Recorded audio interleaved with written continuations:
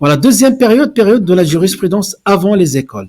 Et là, ce qu'il faut retenir, c'est très très important, c'est que voilà, à peu près, hein, c'est pour cela qu'on a dit taqriban, à peu près, hein, jusqu'à, donc on va dire à peu près, hein, donc jusqu'à 102 légir. Est-ce que vous voulez la version papier? Qui c'est qui veut? Non, merci. Alhamdulillah, vous êtes, mashallah, des écologistes. Mashallah. Voilà, donc cette période après le prophète sallallahu alayhi wa sallam, après la mort du prophète sallallahu alayhi wa sallam, la législation n'a pas cessé, dans le sens n'a pas cessé, c'est-à-dire on n'a pas dit ça y est, c'est figé, c'est-à-dire dans le sens où il y avait encore la jurisprudence, le ijtihad et le fiqh. C'est pour cela qu'on parle de fiqh dans cette période-là, le fiqh de, yani selon la définition juridique, hein, pas la définition, voilà, pas la définition linguistique. Donc le fiqh, il va continuer ici, n'a pas cessé, et que le compagnon vont faire des fatwas, etc. Ben, leurs fatwas, ça je l'ai pas traduit, j'ai pas eu le temps. Leurs fatwas, hein, donc on va les trouver dans des livres de musnad. Des musnad, c'est quoi le musnad? Les musnad, ce sont une forme de compilation de livres, de hadiths, comme le plus célèbre, le musnad de l'imam Ahmed, mashallah. Donc l'imam Ahmed, comment il a compilé? Parce que, inshallah, l'année passée, l'année passée, subhanallah, l'année prochaine, quand je parlerai des séances de hadith, vous allez comprendre que quand un livre de hadith, chaque livre de hadith, il utilise une méthode de compilation. Les masanid au pluriel, il y a beaucoup de musnad. Par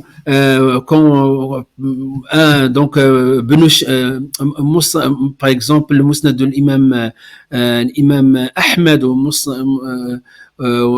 musnad al-Tayalisi, matalan.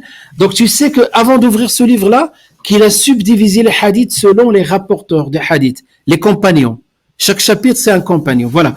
Donc on les trouve d'une manière indépendante dans les masanid, comme Musannaf Abdur Razzaq, Ibn Abi Shayba, etc. Ou bien on va les trouver dans les livres de fiqh comparé. Est-ce que vous avez la connaissance au moins d'un seul livre de fiqh comparé, un des plus célèbres? Donc je pose cette question pour votre culture, vous devez inchallah retenir à partir de maintenant si vous connaissez pas. Vous avez les livres de fiqh indépendamment, le fiqh de l'école malikite, même je ne sais pas si je supprime ça, même les livres dans le cours, les noms des livres de référence de chaque école. Donc, et chaque école a passé par 3 périodes. Donc, la première, deuxième, troisième période.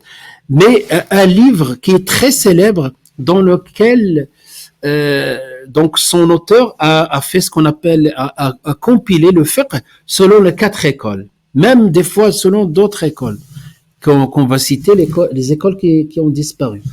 Donc, retenez-le bien. D'abord, l'auteur, c'est Ibn Rushd. Donc, Ibn Rushd, il a son livre qui s'appelle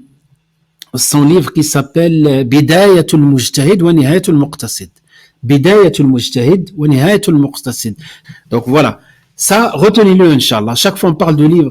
Al-Fiqh Muqaran, où est-ce qu'on le trouve? Il y a beaucoup de livres.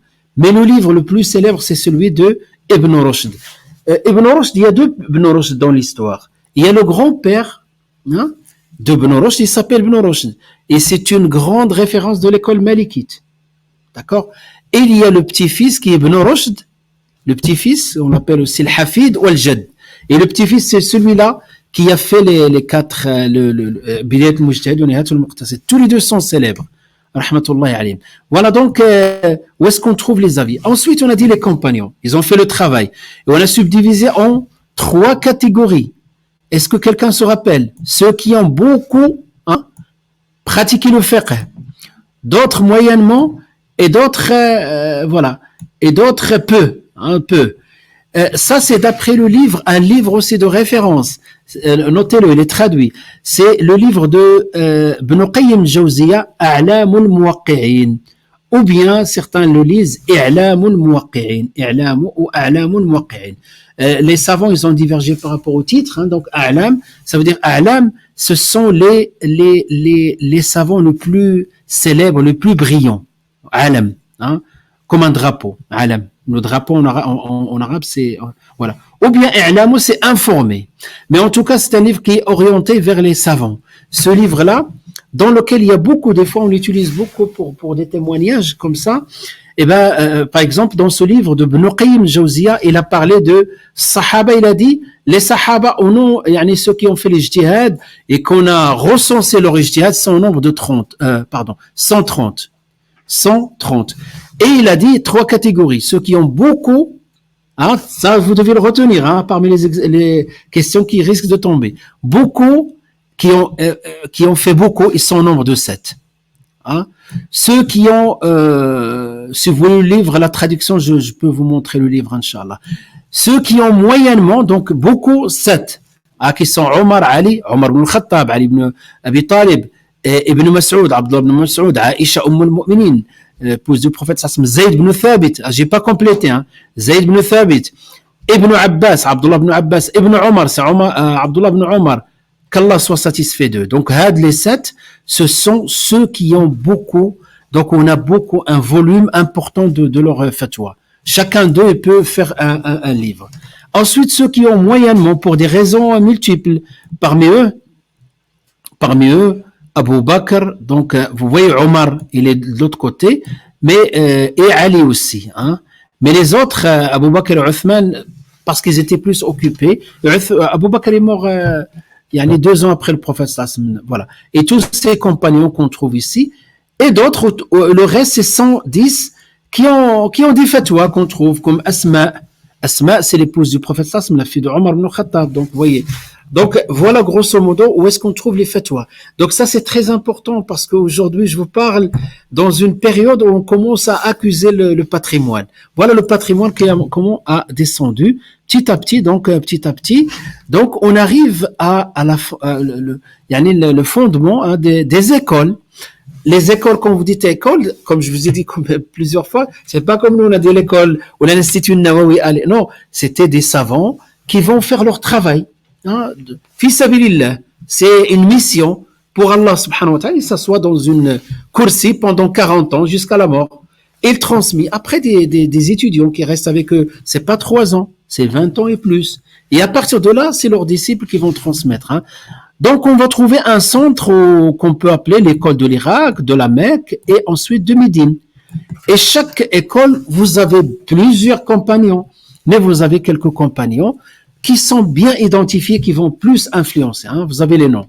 Donc, Abdullah ibn Mas'ud, en Irak, à Al-Koufa, c'est Omar ibn Khattab qui l'a envoyé là-bas. Il va transmettre le savoir du prophète sallallahu alayhi wa sallam. Abdullah ibn Abbas, à la Mecque. Et Abdullah ibn Omar avec Zayd ibn Thabit. Zayd ibn Thabit, il va décéder avant, donc Abdullah ibn Omar. Et à partir de là, on va avoir les disciples. À Médine, il va y avoir les disciples, par exemple, les 7 juristes. Ça, parmi les choses que vous devez connaître, qu'il y avait les 7 juristes, ils sont connus, vous pouvez chercher leur nom, Al-Fuqaha As-Sab'a. Et voilà, tout ça, ce sont les ulama, et ces noms-là, regardez nom par nom, essayez de voir, et vous allez trouver que ces noms-là, on va les trouver dans toutes les chaînes de transmission. On va les trouver dans les hadiths, chaînes de transmission. On va les trouver dans les chaînes de transmission, dans le Coran. On va les trouver dans les tafsirs. Voilà, ce sont les ulama, voilà. Comme ça, l'ilm du prophète sallallahu en train de descendre d'une manière continue. Ensuite, à partir de là, on rentre dans la 3e période. Ça, on va prendre plus de temps par rapport à ça. C'est l'émergence des 4 écoles. Donc, si vous voulez, cette 2e période a préparé la période de la stabilité qui, Allah a voulu qu'elle soit comme ça. Donc, il va durer jusqu'en 1300 de l'Hégire.